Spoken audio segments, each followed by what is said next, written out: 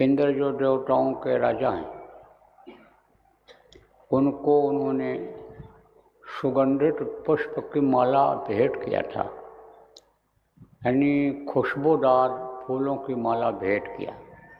जैसे लोग फूल देते हैं, फूल माला देते हैं, कोई आता है या किसी के यहाँ जाते हैं गुलदस्ता देते हैं फूलों का, ऐसे ही उन्होंने उनको दिया। तो उन्होंने इनका अपमान कर दिया।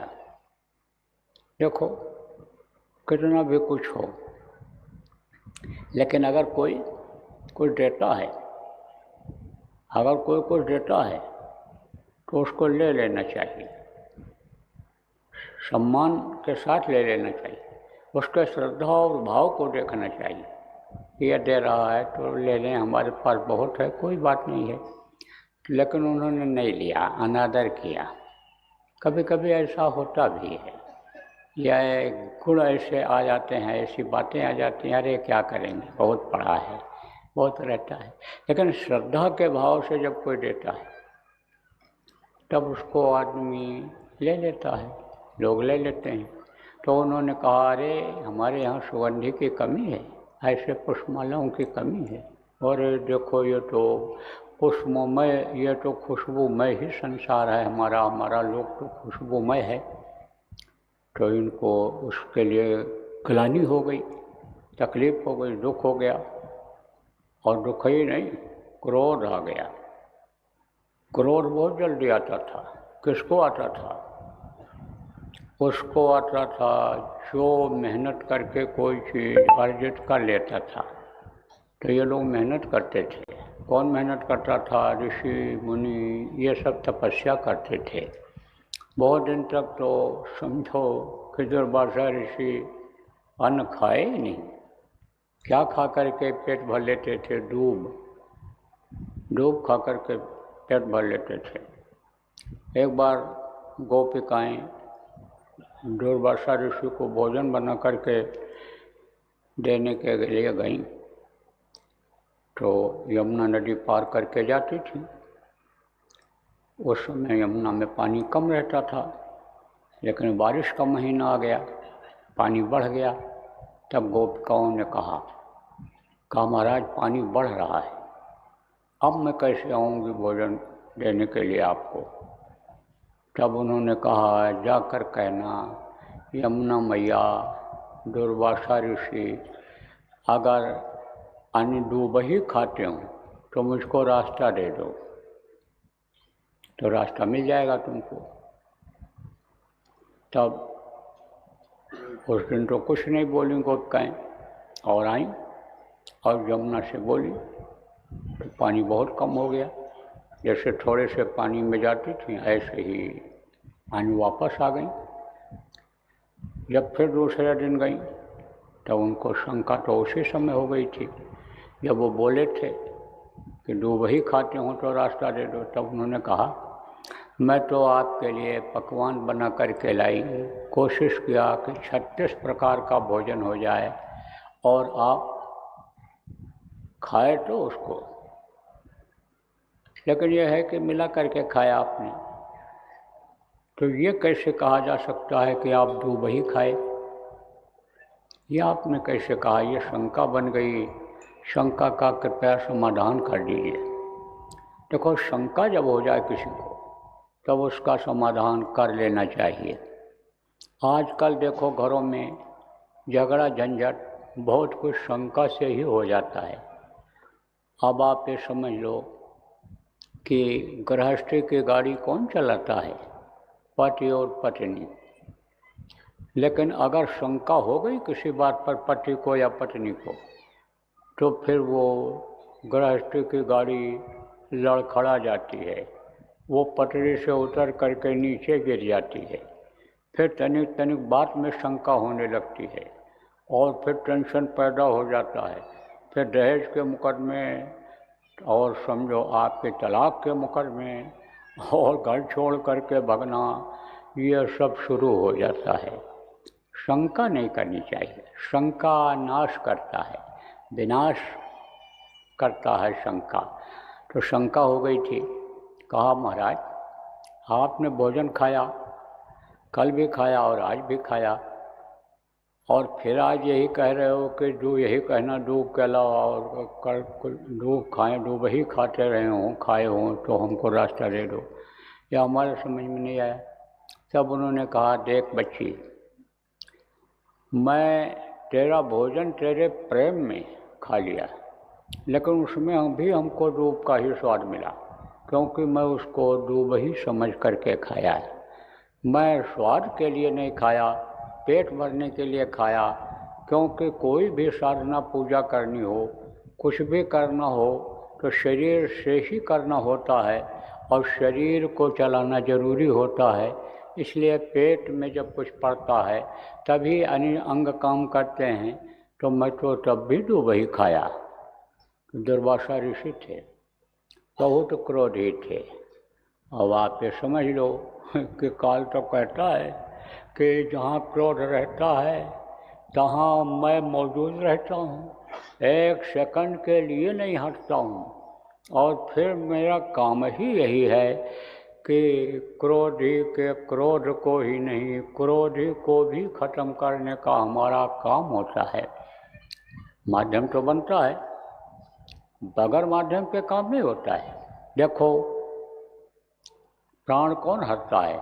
प्राण यही काल निकालता है, निकलवाता है अपने दूतों से, क्योंकि उसी के बनाए हुए जीव हैं ये, और जीवात्मा को वही निकालता है। एक जगह से निकाला, दूसरे जगह डाल दिया।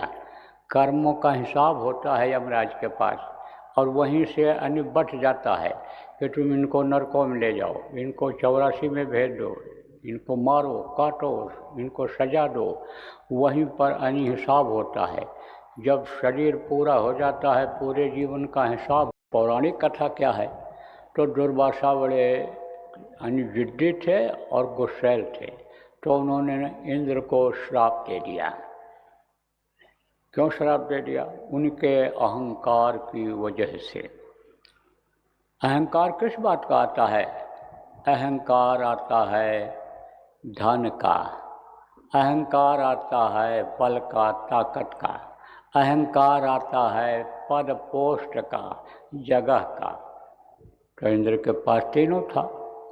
देवताओं की शक्ति थी, इंद्र देवताओं के राजा कहे जाते हैं, और वहाँ धन की भी कोई कमी नहीं थी, हर बड़ा भंडार था, और समझो पोस्ट पर थे अपने, यानी समझो राजा थे इंद्र। तो उनको इस बात का, इंद्र को अहंकार था। अगर दीनता होती तब तो वो ले लेते हाथ फैला करके, लेकिन अहंकार बस उन्होंने तिरस्कृत किया था। इसलिए इन्होंने कह दिया, दुर्वासा ने, कि जो तुम्हारा लोक धन्य धान्य से पूर्ण है, वो वैभव अब खत्म हो जाएगा, कुछ नहीं रह जाएगा। तो अब आप ये समझ लो कि पता लग जाता है, उसके कपड़े लत्ते से ही पता चल जाता है कि कैसा आदमी है। उसके घर के देखने से ही पता चल जाता है कि पैसे वाला है। कोई मकान फ्लैट भले ना अपना खरीदे, किराए का ही अगर खरीदेगा, किराए का ही लेगा, तो उसका किराया भी ज़्यादा रहेगा जो अच्छा मकान है। तो उसी से उसके स्तर का, स्टेटस का पता चल जाता है। तो अब समझो वहाँ उजाड़ हो गया और सब दुखी हो गए। तब प्रार्थना हुई। किससे प्रार्थना हुई? विष्णु भगवान जिनको कहते हैं, उनसे प्रार्थना हुई।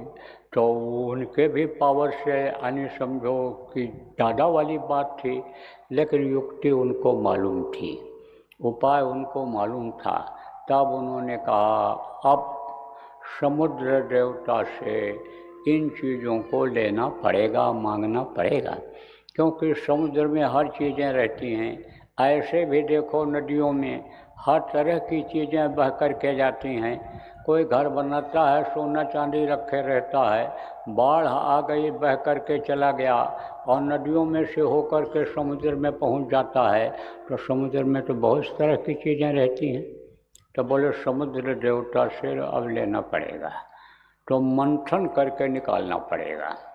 देखो, जैसे कोई चीज़ घड़े में नीचे पड़ी होती हो और उसको ऊपर लाना हो तो ऐसे नहीं आएगा, और अगर उसको ऐसे घोट दोगे तो आ जाएगा। दही में कहाँ मक्खन छिपा रहता है, आपको नहीं पता कहाँ रहता है।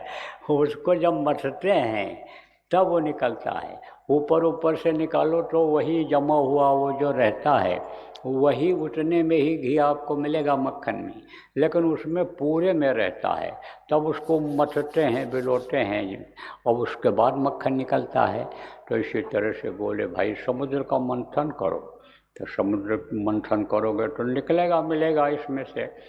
तो समुद्र का मंथन किया कैसे जाए, क्योंकि समुद्र की गहराई बहुत होती है। तो पहाड़ देखा गया, उसमें बहुत ऊंचा पहाड़ था, तो उससे कहा गया इससे मंथन किया जाए। अब वो रस्सी कहाँ से मिलेगी खींच करके ऐसे मंथन करने वाली, तो समझो फिर वहाँ से पाताल लोक में एक जो है सांपों का लोक है, जहाँ शेषनाग अन्य समझो कि राजा हैं, तो वो सांप को लाए और उसमें लपेट करके और समुद्र को मंथन किए, तो 14 रत्न उसमें से निकला था। सिरपट रंबा बारुणी आमिर भद्र गजराज कल्पद्रुम सरसेन मंथन विश्वबार, ये 14 रत्न निकले थे। तो उसी में से लक्ष्मी भी निकली थी। तो लक्ष्मी आप ये समझो क्या हैं, लक्ष्मी अन्य समझो एक तरह से बरकत हैं। लक्ष्मी का नाम तो अब इस समय पर लोगों ने रख दिया रुपया पैसा का, लेकिन लक्ष्मी एक समझो कि बरकत हैं। अब देखो, कोई भी काम करना होता है, जैसे हमको आपको काम करना होता है तो हम आप टीम बनाते हैं, उसमें और आदमी जोड़ते हैं, और जब सब लोग मिल कर के करने लगते हैं तब उसमें ज़्यादा कामयाबी मिल जाती है। तो इनको और ज़रूरत पड़ी, किसकी ज़रूरत पड़ी, लोगों की ज़रूरत पड़ी। तो खोजा कि कौन इस काम में मदद कर सकता है कि इनके घर में रुपया पैसा आवे, मेहनत अगर हो या मेहनत करके लावें तो उसमें रुकावट रहे।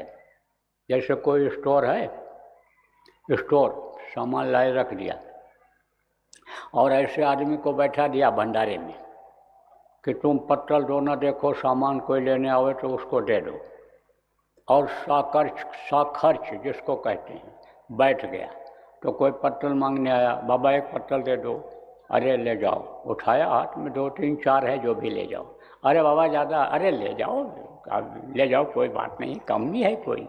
तो वो तो समझ लो कि नाश कर देगा, ख़त्म कर देगा जल्दी। और अगर आओ पूछो पत्तल दे दो, क्या करोगे बाबा, अरे रोटी खाएंगे, अच्छा ये ले जाओ। और किस काम के लिए, कुछ ही दूसरे काम के लिए मांगा, अरे भैया कोई अखबार पेपर ले ले, क्या ज़रूरत है, तो रोटी खाने के लिए है, चावल खाने के लिए है। तो ऐसे कौन है देवता, वो तो कुबेर, समझा। ऐसे कौन देवता है, यह है गणेश। गणेश जी जिनको कहते हैं, गजानन इनका नाम था पहले। तो इनका सिर कट गया तो आने हाथी का सिर लगा दिया, तो इनको लोग गजानन कहने लगे, कोई गणेश कहने लग गया। तो वो हैं। तो ये किसके बेटा हैं, ये शिव और पार्वती के बेटा हैं, लेकिन उन्होंने, लक्ष्मी ने इनको ले लिया गोद, दत्तक पुत्र जिसको कहते हैं, तो इनको दे दिया ये काम। तो कहते हैं ना, गणेश कुबेर रिद्धि सिद्धि और लक्ष्मी ये रहें, लक्ष्मी आवें और कुबेर जी वहाँ रहें, तो कुबेर ख़त्म नहीं होने देते हैं, और रिद्धि सिद्धि भी भरा भंडार रखती हैं। तो इनका सबका पूजा आज होता है। गद्दियों पर लोग लिखते हैं अपनी, जहाँ बनाए रहते हैं, व्यापार करते हैं व्यापारी लोग, श्री गणेशाय नमः, लक्ष्मी जी सदा सहाय करें।